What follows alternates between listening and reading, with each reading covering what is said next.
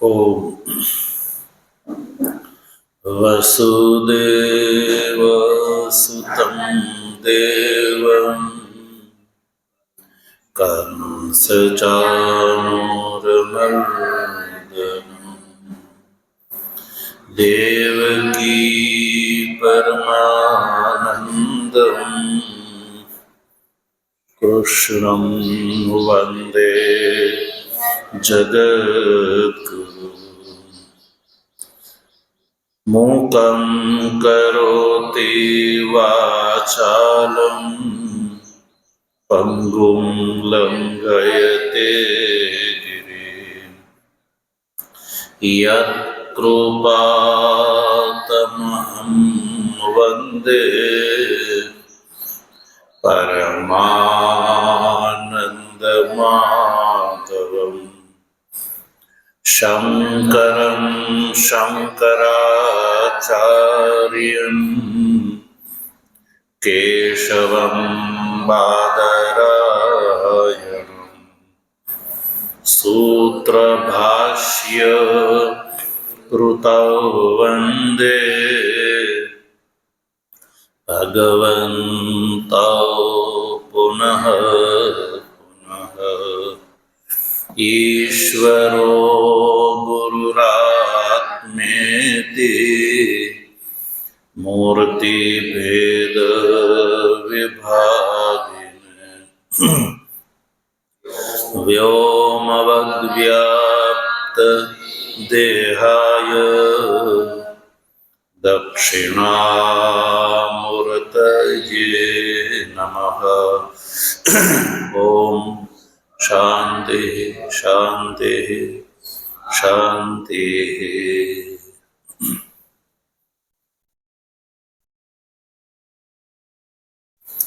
તત્વ જિજ્ઞાસુ સજ્જનો, ભગવાનની પરમાનુકંપાથી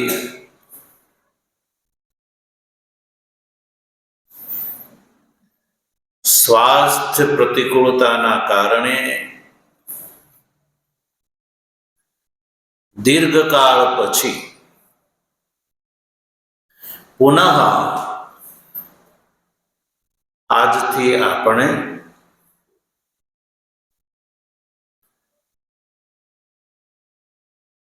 પહેલેથી પ્રાસ્તાવિત શ્રીમદ ભગવદ્ ગીતાના શાંકર ભાષ્ય સહિત વિચાર ક્રમમાં સર્વપ્રથમ પ્રથમ અધ્યાય તથા સાંખ્ય યોગ નામક દ્વિતીય અધ્યાયનો વિચાર કર્યા પછી કર્મયોગ નામક તૃતીય અધ્યાયના પણ પ્રથમ 11 શ્લોકોનો શાંકર ભાષ્ય સહિત આપણે વિચાર પ્રથમ કરી ચૂક્યા છીએ. આજથી જ્યારે પુનઃ આ શૃંખલાનો વિચાર પ્રારંભ કરી રહ્યા છીએ ત્યારે 12મા શ્લોકથી આપણે વિચાર પ્રારંભ કરીશું. 12મા શ્લોકના અવતરણમાં ભગવાન ભાષ્યકાર શું લખે છે? તો જો શબ્દ છે કિંચ, એવો શબ્દ પ્રયોગ છે. પાછળ પૃષ્ઠ નંબર બતાવો. પાછળ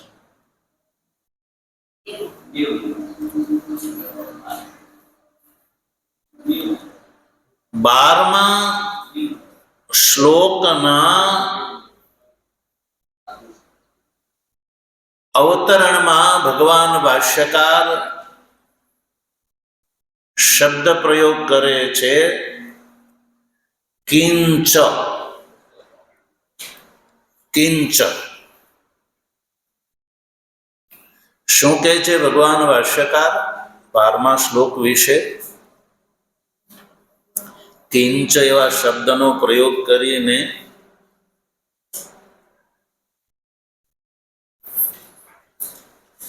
તો કિંચ શબ્દ પ્રયોગ દ્વારા ભગવાન ભાષ્યકાર કહે છે કે જે કર્મનો અધિકારી છે, જે કર્મનો અધિકારી છે એણે કર્મ કર્તવ્ય છે, એમાં એક વધારે કારણ ભગવાન 12મા શ્લોકમાં બતાવી રહ્યા છે. કર્મના અધિકારીએ કર્મનો ત્યાગ નહીં પણ કર્મનું અનુષ્ઠાન જ કર્તવ્ય છે. એ વાતમાં ભગવાન શ્રી કૃષ્ણ આ પૂર્વમાં ભિન્ન ભિન્ન કારણો બતાવી ચૂક્યા છે. 12મા શ્લોકમાં એક બીજું નવું કારણ બતાવી રહ્યા છે. શેમાં?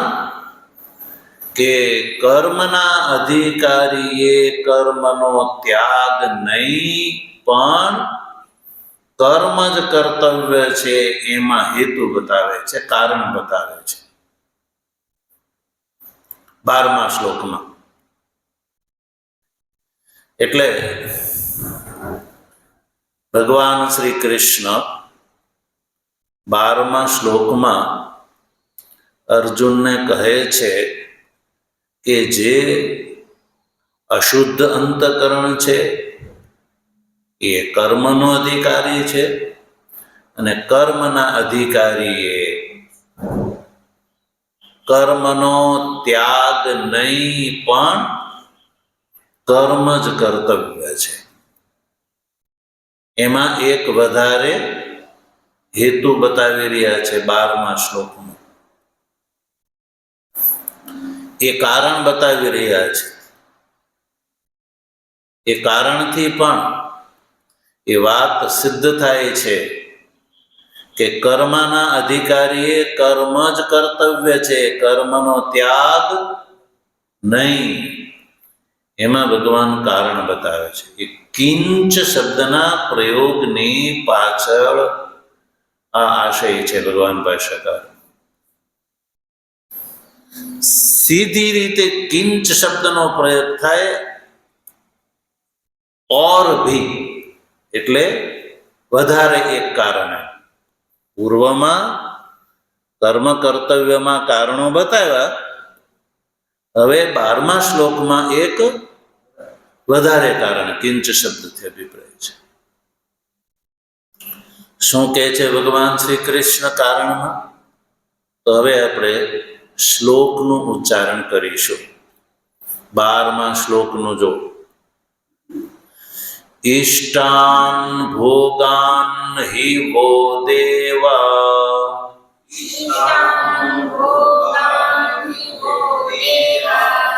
દાસ્યન્તે યજ્ઞ ભાવિતાઃ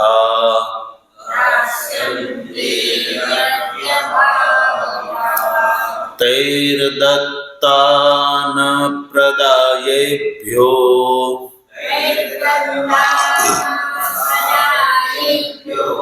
યો ભુંક્તે સ્તેન એવ સહ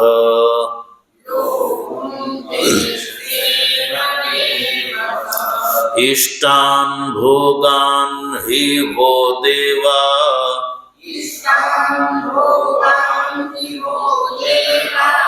દાસ્યન્તે યજ્ઞ ભાવિતાઃ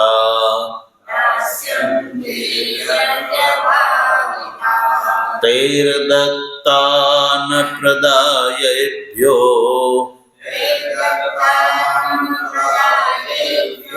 યો ભુંક્તેસ્તેન એવ સહ.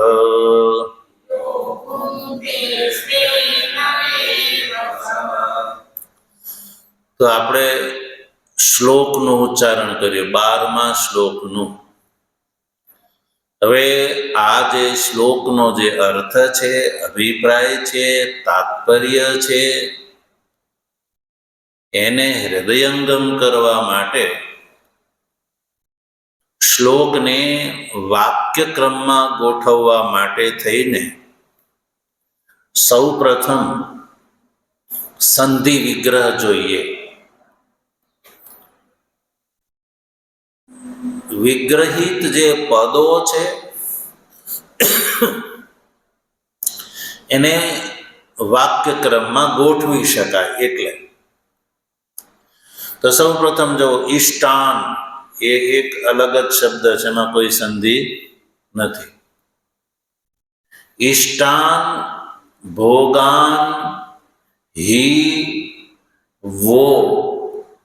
શ્લોકમાં વો દેખાય છે ને, જ્યારે સંધિ છૂટી કરીએ ત્યારે જે વકારોત્તરવર્તી જે ઉકાર દેખાય છે, ગુણ સંધિ થયેલી છે.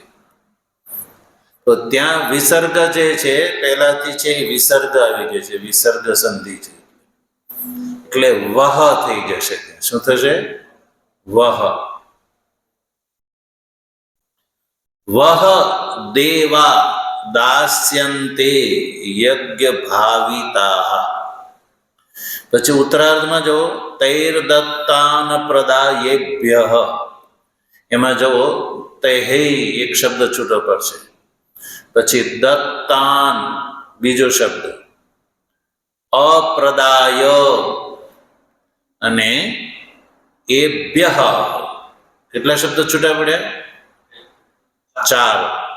તૈહૈ, દત્તાન, અપ્રદાય અને એભ્ય. પછી શબ્દ આવ્યો યો. તો એમાં પણ જે વિસર્ગ સંધિ હોવાથી સંધિ જ્યારે છૂટી પડે એટલે યહ શબ્દ આવી જશે, વિસર્ગ આવી જશે, યહ. પછી ભૂંક્તે સ્તેન એવ સહ. તો આ સંધિ છૂટી પાડી દીધી. હવે આ વિગ્રહિત પદો છે એને આપણે વાક્યક્રમમાં બોલીશું. વાક્યક્રમમાં વાક્ય પ્રમાણે એટલે કે અર્થ પ્રમાણે. તો સૌથી પહેલા જોઈએ દેવાહ. બોલો. યજ્ઞ ભાવિતાહ વહ ઈષ્ટાન ભોગાન દાસ્યન્તિ યહ તૈહૈ દત્તાન એભ્યઃ અપ્રદાય ભુંક્તે સહ સ્તેન એવ. આ વાક્ય થઈ ગયું. શ્લોકનું વાક્યમાં રૂપાંતર કરી દીધું. હવે તો વાક્યમાં રૂપાંતર કરવાથી વાક્યાર્થ સમજવામાં સરળ થઈ ગઈ છે. તો સૌથી પહેલા એક વાક્ય કર્યું, એમાં પણ દેવાહ યજ્ઞ ભાવિતાહ વહ ઈષ્ટાન ભોગાન દાસ્યન્તિ. શ્લોકનું પહેલા આપણે એક વાક્ય કર્યું. હવે એ વાક્યને વાક્યાર્થ સમજવા માટે એના 2 વાક્ય બનાવીશું. તો પહેલું વાક્ય છે દેવાહ યજ્ઞ ભાવિતાહ વહ ઈષ્ટાન ભોગાન દાસ્યન્તિ. પછી બીજું વાક્ય બનશે યહ તૈહૈ દત્તાન એભ્યઃ અપ્રદાય ભૂંક્તે સહસ્તેન એવ. તો શ્લોકના 2 વાક્ય બન્યા. કેટલા? 2 વાક્ય બન્યા. હવે જો એક વાત યાદ રાખો કે ભગવાન શ્રી કૃષ્ણ આ શ્લોકમાં અશુદ્ધ અંતકરણ વાળા અધિકારીને માટે કર્મ કર્તવ્ય છે, સંન્યાસ નહીં. એમાં ભગવાન હેતુ પ્રદાન કરે છે, કારણ બતાવે છે. તો કારણ બતાવતા શું કહે છે? જો કહે છે કે દેવાહા, ભગવાન કહે છે કે હે અર્જુન, આ જે દેવતાઓ છે ને એ દેવતાઓ યજ્ઞ ભાવિતા, યજ્ઞથી પ્રસન્ન થયેલા દેવતાઓ, યજ્ઞથી પ્રસન્ન થયેલા દેવતાઓ, વહ એટલે તમને, વહ એટલે તમને, ઇષ્ટાન ભોગાન દાસ્યંતી. આપેલું વાક્ય થયું. ઇષ્ટાન એટલે તમારે જે અભિપ્રેત છે એવા ભોગોને, ભોગાન એટલે ભોગોને, દાસ્યંતી એટલે આપશે. આવો અર્થ થયો. ભગવાન શ્રી કૃષ્ણ અર્જુનને કહે છે કે હે અર્જુન, તું આ કર્મ કરીશ, યા એમ કહો કે જે ગ્રહસ્થી છે, કર્મનો અધિકારી કોણ છે? ગ્રહસ્થી, સંન્યાસી નહીં. તો ગ્રહસ્થી જે છે એ ગ્રહસ્થ આશ્રમમાં કર્મ કરશે, કર્મ કરશે. તો કર્મથી દેવતાઓ સંતુષ્ટ થાય છે. કોણ? કર્મથી. અને કર્મમાં યદ્યપિ જ્યારે કર્મ શબ્દનો પ્રયોગ કરીએ ત્યારે ગ્રહસ્થાશ્રમમાં 3 પ્રકારના કર્મો કર્તવ્ય છે, એ યાદ રાખવું જોઈએ. ગ્રહસ્થાશ્રમમાં 3 પ્રકારના કર્મો કર્તવ્ય છે. કયા કયા? તો ઈષ્ટ કર્મ, પૂર્ત કર્મ અને દત્ત કર્મ. આ વૈદિક પરંપરા પ્રમાણે વર્ણ અને આશ્રમની જે શૃંખલા છે એ પ્રમાણે ગ્રહસ્થાશ્રમની અંદર પ્રત્યેક ગ્રહસ્થાશ્રમીએ ઈષ્ટ કર્મ, પૂર્ત કર્મ અને દત્ત કર્મ કરવા જોઈએ. ગ્રહસ્થાશ્રમ એ આ 3 પ્રકારના કર્મો કરવા માટે છે. ગ્રહસ્થાશ્રમ શા માટે છે? ઈષ્ટ કર્મ, પૂર્ત કર્મ અને દત્ત કર્મ. આ 3 પ્રકારના કર્મોનું અનુષ્ઠાન કરવા માટે ગ્રહસ્થાશ્રમ છે. તો ગ્રહસ્થી આ 3 પ્રકારના કર્મો 2 પ્રકારથી કરી શકે. એક સકામ ભાવથી અને એક નિષ્કામ ભાવથી. સકામ ભાવથી યદિ કોઈ કર્મ કરે છે તો સંસારનો લાભ પ્રાપ્ત કરે છે, અને નિષ્કામ ભાવથી યદિ કોઈ કરે છે તો ચિત્ત શુદ્ધિના માધ્યમથી નિર્વિશેષ મોક્ષનો ભાગીદાર એ ક્રમથી થાય છે. સકામ કર્મનું ફળ છે સ્વર્ગ આદિ એટલે સંસાર. આ મનુષ્ય શરીરમાં પ્રાપ્ત કરવા યોગ્ય 2 લાભ છે. એક સંસારનો લાભ અને એક પરમાત્માનો લાભ. તો સંસારનો લાભ છે કર્મના ફળ સ્વરૂપે સ્વર્ગ, અને ઉપાસનાના ફળ સ્વરૂપે બ્રહ્મલોક, અને પુત્રના કારણે આલોક. એટલે આલોક અને પરલોક એ 2 પ્રકારના સંસારના લાભ. આલોકનું ફળ અને પરલોકનું ફળ. પરલોકમાં 2 ફળ, સ્વર્ગ અને બ્રહ્મલોક. એ રીતે તો આલોક એ સંસાર છે. પરલોકમાં જે સ્વર્ગ છે એ સ્વર્ગનું ફળ, કર્મનું ફળ સ્વર્ગ, એ સંસાર અંતપાતી છે. અને ઉપાસનાનું ફળ બ્રહ્મલોક એ પણ સંસાર અંતપાતી જ છે.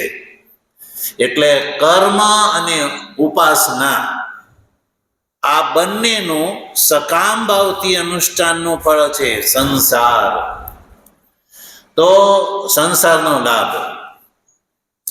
હવે આ જે કર્મમાં ઈષ્ટ કર્મ, પૂર્ત કર્મ અને દત્ત કર્મ, આ ત્રણેય પ્રકારના કર્મોમાં સૌથી પ્રધાનતમ જો કોઈ કર્મ હોય તો એ ઈષ્ટ કર્મ છે. શું છે?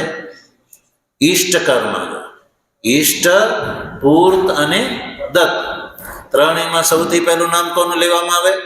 ઈષ્ટનું. ઈષ્ટ કર્મમાં શું શું આવે? અગ્નિહોત્રમ, વેદનું અનુપાલન, આતિથ્યમ અને વૈશ્વદેવ, આ ઈષ્ટ કર્મની અંદર ગણવામાં આવે છે. એમાં સૌથી પહેલા નામ કોનું આવ્યું? અગ્નિહોત્રમ. અગ્નિહોત્રમ, અગ્નિહોત્ર એ એક યજ્ઞ છે. શું છે? યજ્ઞ છે. તો એ અગ્નિહોત્ર યજ્ઞ છે, એમાં સૌ પ્રથમ ગ્રહસ્થાશ્રમી સવારે અને સાંજે અગ્નિ પ્રજ્વલિત કરીને 2 આહુતિ સવારે અને 2 આહુતિ સાંજે, આ રીતે અગ્નિહોત્ર કરવાની પરંપરા આપણે ત્યાં રહી છે. તો પ્રત્યેક જ્યારે ગ્રહસ્થી આ જે અગ્નિહોત્ર કર્મ સવારે 2 આહુતિ અને સાંજે 2 આહુતિ જ્યારે પ્રદાન કરે છે, કોને ઉદ્દેશ કરીને પ્રદાન કરે છે? દેવતાઓને, પ્રજાપત્યાદિ દેવતાઓને ઉદ્દેશ કરીને સવારે અને સાંજે 2 આહુતિ અગ્નિહોત્રના રૂપે પ્રદાન કરે છે. તો આ જે યજ્ઞ છે અગ્નિહોત્ર, હવે આપણે એને આદિ શબ્દથી પ્રયોગ કરીશું. અગ્નિહોત્રાદિ યજ્ઞ. કેવા યજ્ઞ? અગ્નિહોત્રાદિ, આદિથી વગેરે બીજા નૈમિત્તિક યજ્ઞ. નિત્ય અગ્નિહોત્ર એ નિત્ય કર્મ છે. પછી દર્શ, પૌર્ણમાસ એ પાક્ષિક એટલે નૈમિત્તિક, અમાવાસ્યા અને પૂર્ણિમાના દિવસે કરવામાં આવતા યજ્ઞ છે, નૈમિત્તિક. તો અગ્નિહોત્રાદિ કર્મ જ્યારે ગ્રહસ્થી મનુષ્ય કરે છે તો દેવતા જે છે એ પ્રસન્ન થાય છે. હવે આ વાક્ય ઉપર આવી જાઓ કે દેવાહ યજ્ઞ ભાવિતા, દેવતા જે છે યજ્ઞથી ભાવિત થાય છે. યજ્ઞથી ભાવિત થાય છે. યજ્ઞ ભાવિતા, દેવતા જે છે જ્યારે ગ્રહસ્થી આ અગ્નિહોત્રાદિ યાગ કરે છે અને યાગની અંદર દેવતાને ઉદ્દેશીને હવિ પ્રદાન કરે છે, તો એ હવિથી દેવતા ભાવિત થાય છે. ભાવિતાનો અર્થ છે સંતુષ્ટ થાય છે. યજ્ઞ ભાવિતા શબ્દ પ્રયોગ છે ને, યજ્ઞ ભાવિતા એટલે કે ગ્રહસ્થી મનુષ્ય દ્વારા કરેલા યજ્ઞના કારણે જે તે દેવતાને ઉદ્દેશીને કરેલું જે હવ્ય પ્રદાન, એ હવ્ય ગ્રહણ કરવાથી દેવતાઓ સંતુષ્ટ થાય છે. દેવતાઓ ભાવિતા એટલે સંતુષ્ટ થાય છે. અથવા તો યજ્ઞે વર્ધિતા, યજ્ઞથી વર્ધિત થાય છે. કોણ? દેવતાઓ. વર્ધિતનો અર્થ છે તોષિતા, એટલે કે સંતુષ્ટ થાય છે. અચ્છા, કેવી રીતે સંતુષ્ટ થાય છે એ બતાવો. સંતુષ્ટ થાય છે એટલે એવું નહીં સમજતા કે કંઈક બેઠા બેઠા દેવતાઓ ત્યાં રાજી થયું નહીં. 10 દિવસથી જો તમે ભોજન ન કર્યું હોય, 10 દિવસ સુધી ભોજન ન કર્યું હોય તો પછી વાણીની અંદર બોલવાનું સામર્થ્ય રહે, આંખની અંદર જોવાનું સામર્થ્ય રહે, પગની અંદર ચાલવાનું સામર્થ્ય રહે, તો હાથની અંદર ગ્રહણ કરવાનું સામર્થ્ય રહેશે. ટૂંકમાં કર્મેન્દ્રિયો અને જ્ઞાનેન્દ્રિયોની અંદર સામર્થ્ય નહીં રહે. અંતઃકરણની અંદર પણ સામર્થ્ય નહીં રહે. પણ જ્યારે ભોજન કરવામાં આવે તો ભોજન એ શું છે? યજ્ઞ છે. ભોજન શું છે? યજ્ઞ છે. અને ભોજન રૂપી યજ્ઞ કરવાથી કરેલું ભોજન છે એ જાઠરાગ્નિમાં ઉદરમાં જઈ અને જાઠરાગ્નિ દ્વારા એ પચે છે. પચવાથી છાંદોગ્ય ઉપનિષદમાં કયા પ્રમાણે સ્થૂલ, મધ્યમ અને અનિષ્ટ એવા એના 3 હિસ્સા બને છે. અને એ દ્વારા આ શરીર પુષ્ટ થાય છે. શરીરની પુષ્ટિથી ઇન્દ્રિય ઉપલક્ષિત દેવતાઓ જે છે એ પુષ્ટ થાય છે. એટલે એના કારણે ઇન્દ્રિયોની અંદર સામર્થ્ય આવે છે. એટલે ભોજન કર્યા પછી આનંદ થવાનું કારણ છે કે ઇન્દ્રિયો જે છે એ પ્રસન્ન થાય છે. પાણી પીવાથી પ્રાણ પ્રસન્ન થાય છે.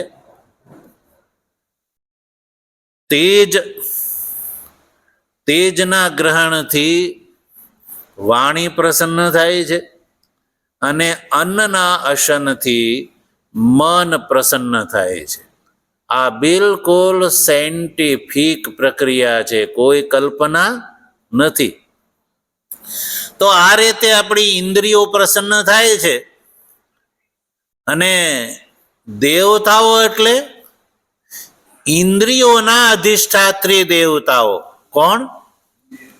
ઇન્દ્રિયોના અધિષ્ઠાત્રી દેવતાઓ એ પ્રસન્ન થાય છે. હવે ભોજન જે છે એ કેવી રીતે પ્રાપ્ત થાય છે? ભોજન આપણે જે ભોજન કરીએ છીએ, ભોજન કેવી રીતે પ્રાપ્ત થાય છે? તો સમષ્ટિ બુદ્ધિથી. આ તો આપણે જે ભોજનની વાત કરી વ્યક્તિગત વ્યષ્ટિ બુદ્ધિથી. હવે જે વ્યષ્ટિ સંસાર છે, વ્યષ્ટિ સંસારને ભોજન જે પ્રાપ્ત થાય છે એ સમષ્ટિ દેવતાઓથી પ્રાપ્ત થાય છે. સમષ્ટિ એટલે બધા જ સમગ્ર દેહધારી જે જીવો છે એની જે તે ઇન્દ્રિયોના સમષ્ટિ એક દેવતા. જેવી રીતે આંખોના દેવતા કોણ છે? ભગવાન સૂર્ય. એક ભગવાન સૂર્યના કારણે સમગ્ર સંસારના દેહધારી જીવો જે છે એ જોવા માટે સમર્થ થાય છે. આ જે તે ઇન્દ્રિયોના દેવતાઓ એ સમજી લો. એટલે સમષ્ટિ દેવતાઓ જે છે એ પ્રસન્ન થાય છે અને ભોજન પ્રદાન કરે છે. શું પ્રદાન કરે છે? ભોજન. પણ એ દેવતાઓ ભોજન કઈ રીતે પ્રદાન કરી શકે છે? જ્યારે મનુષ્ય યજ્ઞ વગેરે દ્વારા દેવતાઓને પ્રસન્ન કરે ત્યારે. યાદ રાખો, મનુષ્ય જે છે એ યાગાદી દ્વારા દેવતાઓને પ્રસન્ન કરે છે. ત્યારે દેવતાઓ પ્રસન્ન થઈ અને વૃષ્ટ્યાદિના માધ્યમથી અન્ન પ્રદાન કરીને મનુષ્યની ઉપર કૃપા કરે છે. એટલે હવે આ શ્લોકમાં આવી જાઓ. શ્લોકનો જે વાક્યની વાત કરી રહ્યા તેમાં સૌથી પહેલું વાક્ય છે કે યજ્ઞ ભાવિતા યહ ઇષ્ટાન ભોગાન દાસ્યંતિ. ભગવાન એવું કહ્યું પૂર્વાર્ધમાં, કહ્યું કે હે અર્જુન, યજ્ઞથી મનુષ્ય દ્વારા કરવામાં આવતા, ગ્રહસ્થાશ્રમી દ્વારા કરવામાં આવતા યજ્ઞ દ્વારા દેવતાઓ સંતુષ્ટ થાય છે. અને સજ્જનો, સંતુષ્ટ થયેલા દેવતાઓ મનુષ્યને શું કરે છે? તો કયું? ઈષ્ટાન ભોગાન દાસ્યંતિ. દેવતાઓ, સંતુષ્ટ થયેલા દેવતાઓ શું કરે છે? ઈષ્ટાન ભોગાન, ઈષ્ટ ભોગને. ઈષ્ટ ભોગ એટલે મનુષ્યને જે ભોગ જોઈએ છે એને કહેવામાં ઈષ્ટ. ઈષ્ટ એટલે અભિપ્રેત. ઈષ્ટનો અર્થ છે અભિપ્રેત. જેની અપેક્ષા છે, મનુષ્ય જેની આકાંક્ષા કરે છે, ચાહે છે, જેના વગર મનુષ્યને ચાલે નહીં, એવા ભોગ જે છે એને ઈષ્ટ ભોગ કહેવામાં આવે છે. એટલે કે ઈષ્ટાન ભોગાન દાસ્યંતિ. ભગવાન શ્રી કૃષ્ણ કહે છે કે હે અર્જુન, યજ્ઞ ભાવિતા દેવા, યજ્ઞથી સંતુષ્ટ થયેલા જે દેવતાઓ છે, એ દેવતાઓ મનુષ્યને શું કરે છે?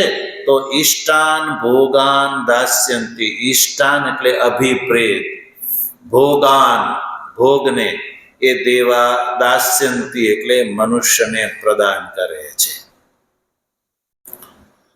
પ્રદાન કરે છે એટલે કેવી રીતે પ્રદાન કરે છે? હાથમાં થાળી લઈને તૈયાર આવીને દે છે એવી રીતે નહીં. દેવતાના દેવાની પ્રક્રિયા જે છે એ આપણે 11મા શ્લોકમાં જોઈ ચૂક્યા. દેવતાઓ જે છે એ કયા ભોગને પ્રદાન કરે છે? તો મનુષ્યને કયા કયા ભોગ જોઈએ છે? જે ભોગ વગર નથી ચાલતું એ ભોગ પ્રદાન કરે છે. ભગવાન ભાષ્યકાર એને માટે શબ્દ પ્રયોગ કરે છે સ્ત્રી પશુ પુત્રાદીન ભોગાન. કયા ભોગ? સ્ત્રી પશુ પુત્રાદીન. સ્ત્રી પશુ અને પુત્રાદિ, આદિથી બીજા બધા ભોગ જે જે આવશ્યક છે એ લઈ લો. તો યજ્ઞથી સંતુષ્ટ થયેલા દેવતાઓ જે છે એ મનુષ્યને આ સંસારના ભોગો પ્રદાન કરે છે. ક્યારે યજ્ઞથી સંતુષ્ટ થાય? ત્યારે સજ્જનો. આ પૂર્વાર્ધની વાત થઈ. શ્લોકના પૂર્વાર્ધમાં જે આપણે એનું વાક્ય બનાવ્યું કે દેવાહ યજ્ઞ ભાવિતા વહ ઈષ્ટાન ભોગાન દાસ્યંતિ. યજ્ઞથી પ્રસન્ન થયેલા દેવતાઓ હે અર્જુન મનુષ્યને ઈષ્ટ ભોગને પ્રદાન કરે છે. તો યજ્ઞથી ભાવિત, શેનાથી? યજ્ઞથી. હવે આપણે એનો થોડો રિસર્ચ કરીએ, એના વિશે થોડા ઊંડાણમાં જઈએ. મનુષ્ય યજ્ઞ કરે છે. અને યજ્ઞ કેવો? વૈદિક યજ્ઞ. કેવો યજ્ઞ? વેદ દ્વારા પ્રતિપાદિત ઇતિ કર્તવ્યાતાથી કરેલો યજ્ઞ. મનગણંત નહીં, પણ વેદ પ્રક્રિયા દ્વારા કરેલો જે યજ્ઞ છે. હવે ભગવાન શું કહે છે કે યજ્ઞ વગેરે છે એ ઈષ્ટફળ વિશેષમાં હેતુ છે. યજ્ઞ ઈષ્ટફળ વિશેષની પ્રાપ્તિમાં હેતુ છે. તો પ્રશ્ન ઉભો થાય કે મનુષ્ય દ્વારા કરવામાં આવેલો જે યજ્ઞ છે એ મનુષ્યને ઈષ્ટફળ વિશેષમાં હેતુ કેવી રીતે બને છે એ કેમ ખ્યાલ આવે? કારણ કે મનુષ્ય દ્વારા કરવામાં આવેલો યજ્ઞ છે એ આલોક અને પરલોકના ફળને પ્રદાન કરે છે એવું કહેવામાં આવ્યું છે. તો યજ્ઞ છે એ એક જડ કર્મ છે. શું છે? યજ્ઞ ક્રિયા શું છે? એક જડ ક્રિયા છે. અને એ વૈદિક વિધિ પ્રમાણે કરવાથી એ એક ક્રિયા એક કાલાંતરમાં સમાપ્ત થઈ જાય છે. તો યજ્ઞાદિ ક્રિયા એક જડ છે. તો પછી યજ્ઞ જે છે એ મનુષ્યને અભિષ્ટ ફળ દેવામાં વિશેષ હેતુ કેવી રીતે બને? કારણ કે દેવતાના પ્રસાદ વગર યજ્ઞ દ્વારા સ્વર્ગાદિ અને અભ્યુદય પ્રાપ્ત થવો સંભવ નથી. એટલે મધ્યમાં વચ્ચે કોણ છે? દેવતાનો પ્રસાદ. એટલે દેવતા પ્રસાદ વગર તો સ્વર્ગાદિ અને અભ્યુદયની પ્રાપ્તિ સંભવ નથી. આ સંસારના ફળની વાત થઈ. સંસારનું ફળ છે એ દેવતા પ્રસાદ વગર પ્રાપ્ત થતું નથી, સ્વર્ગાદિ ફળ. નિઃશ્રેષની જ્યાં સુધી વાત છે, નિઃશ્રેષ એટલે નિર્વિશેષ મોક્ષ. તો નિર્વિશેષ મોક્ષ છે એ તો સમ્યક દર્શન વગર સંભવ નથી. સમ્યક દર્શન એટલે આત્મજ્ઞાન. તો સમ્યક દર્શન વગર એ નિઃશ્રેષની પ્રાપ્તિ પણ સંભવ નથી. એટલે પ્રશ્નપૂર્વક આ વાત પૂછવામાં આવે કે કેવી રીતે આ સંભવ છે? તો એ ઈષ્ટભોગાદિની પ્રાપ્તિ યજ્ઞ દ્વારા કેવી રીતે સંભવ છે? તો સજ્જનો, એના ઉત્તરમાં આ શ્લોક છે. અને શ્લોકમાં ભગવાને કહ્યું કે દેવતા પ્રસન્ન થઈ, યજ્ઞથી દેવતા પ્રસન્ન થાય છે અને દેવતા ફળ પ્રદાન કરે છે. યજ્ઞ નહીં પણ દેવતા. યજ્ઞથી સંતુષ્ટ થયેલા દેવતાઓ જે છે એ ફળ પ્રદાન કરે છે. જો આપણે ત્યાં વેદ ઉપર બે વિચારધારા ચાલી છે, એક પૂર્વ મીમાંસા અને એક ઉત્તર મીમાંસા. પૂર્વ મીમાંસકો શું કહે છે? એ કહે છે કે કર્મ જે છે ને એ કરવાથી કર્મથી એક અપૂર્વની ઉત્પત્તિ થાય છે અને એ અપૂર્વ જે છે સજ્જનો એ મનુષ્યને કર્મનું ફળ પ્રદાન કરે છે, એવું મીમાંસકો કહે છે. કોણ કહે છે? પણ ઉત્તર મીમાંસક આચાર્ય બાદરાયણ એટલે ભગવાન વ્યાસ અને ભગવાન શંકરાચાર્યજીની જે પરંપરા, એને ઉત્તર મીમાંસા દર્શન કહેવામાં આવે છે. આચાર્ય બાદરાયણ અને આચાર્ય શંકર, ધ્યાન આપો. આ જે વેદાંતની પરંપરા છે એ એવું કહે છે કે કર્મ છે ને સજ્જનો એ જડ છે. શું છે? એટલે જડની અંદર ફળ પ્રદાન કર્તૃત્વ હોઈ શકે નહીં. એટલે વેદાંત પરંપરા સજ્જનો એવું માને છે કે કર્મનું ફળ જે છે એ ઈશ્વર પ્રદાન કરે છે. કોણ પ્રદાન કરે છે? ઈશ્વર પ્રદાન કરે છે. એટલે ઈશ્વર જે છે એ ચેતન છે. એટલે કોણ મનુષ્યએ કયું કર્મ કર્યું? ઈશ્વર જે છે એનો સાક્ષી છે. શું છે? સાક્ષી છે. અને સાક્ષી હોવાથી એની અંદર ક્યારેય પણ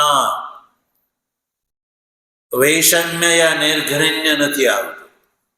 અને ઈશ્વરને એ ખબર છે કે કોણે કયું કર્મ કર્યું છે, યાગાદિ કર્મ કર્યા છે. એ જ પ્રમાણે ઈશ્વર પ્રત્યેક મનુષ્યને ફળ પ્રદાન કરે છે. તો ઈશ્વર ફળ પ્રદાન કરે છે. એટલે અહીંયા જે દેવતાની વાત કરી એ ઈશ્વર, દેવતાથી અભિપ્રાય છે મૂળ રૂપમાં સામાન્ય ફળ પ્રદાયક છે એ ઈશ્વર છે. એ છે ઈશ્વર છે. એટલે અભિપ્રાય એ છે કે દેવા યજ્ઞ ભાવિતા, યજ્ઞથી ભાવિત થયેલા દેવતાઓ એટલે કે ઈશ્વરની સિસ્ટમ, ઈશ્વર દ્વારા કર્મફળ પ્રદાન કરવાની સિસ્ટમ.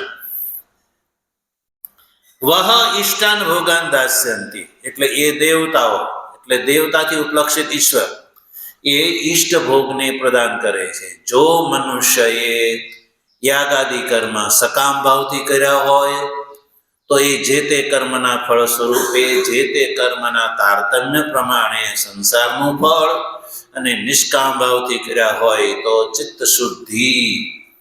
આ ફળ કોણ પ્રદાન કરે છે? દેવતા. સંસારના ફળની અપેક્ષા હોય તો કર્મનું ફળ રહ્યું સ્ત્રી પશુ પુત્રાદિ, અને નિષ્કામ ભાવથી હોય તો ચિત્ત શુદ્ધિ. તો સજ્જનો, આ રીતે આપણે આ 12મા શ્લોકના પૂર્વાર્ધનું વાક્ય બનાવીને સામાન્ય વાક્યના અર્થને આપણે સમજ્યા છીએ. હવે ઉત્તરાર્ધ જે છે એ ઉત્તરાર્ધમાં ભગવાન શ્રી કૃષ્ણ શું કહી રહ્યા છે એ ભગવાનની કૃપા હશે તો એનો વિચાર આપણે આગળના પ્રવચનમાં કરી શકીશું. ઓમ વસુદેવ સુતં દેવં કંસચાણૂરમર્દનમ દેવકી પરમાનંદં કૃષ્ણં વંદે જગદ્ગુરું. મૂકં કરોતિ વાચાલં પંગું લંઘયતે ગિરિં યત્કૃપાતમહં વંદે પરમાનંદમાધવં. શંકરં શંકરાચાર્યં કેશવં બાદરાયણં સૂત્રભાષ્ય કૃતૌ વંદે ભગવन्तૌ પુનઃ પુનઃ. ઈશ્વરો ગુરુરાત્મેતિ મૂર્તિભેદ વિભાગિને વ્યોમવદ્વ્યાપ્ત દેહાય દક્ષિણામૂર્તયે નમઃ. ઓમ